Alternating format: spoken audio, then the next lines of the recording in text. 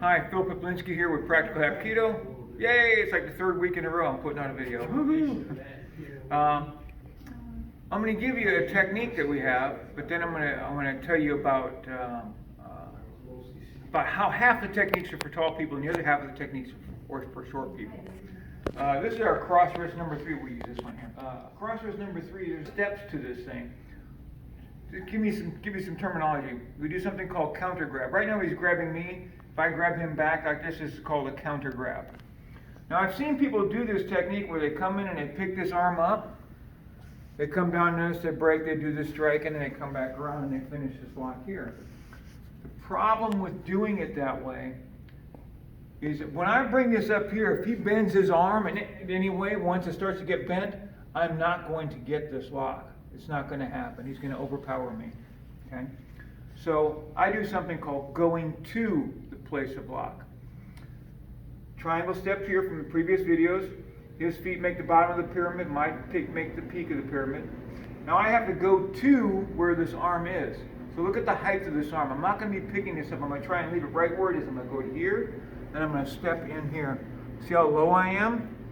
Now I use my legs, large muscle groups against small muscle groups. That's one of our players. This is how I win this match. Both of my quads, his arm can't beat my quads. Counter grab, triangle step. I leave this here. I step to it. Wrap. Now I stand and pull down here at the same time. I should be completely done with that technique, right? Yes, sir. Now, if he was much shorter than this,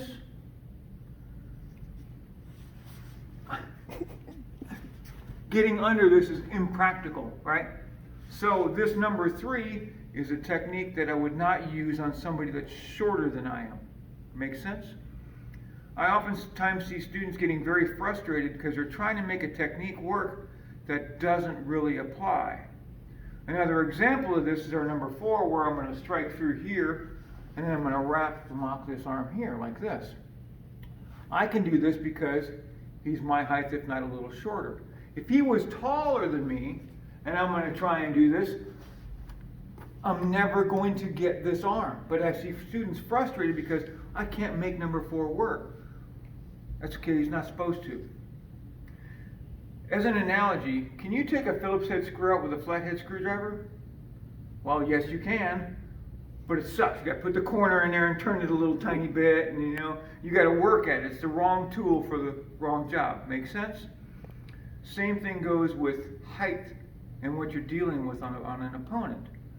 So don't get frustrated trying to make techniques work that aren't designed for the application you're trying to make them work in. I hope this makes sense.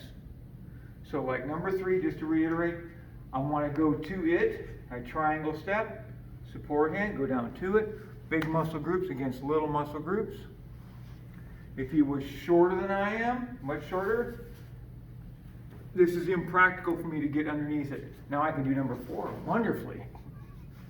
So, keeping that in mind, this is why it's so important to train with a variety of people in your Hapkido class. Tall people, short people, big round people, small skinny people, all the body styles. Because while you're doing this training in class, you're automatically learning what works for tall and what works for short. Hope this made sense to you. Train smart, train hard. Practical Hapkido. Phil Poplinski.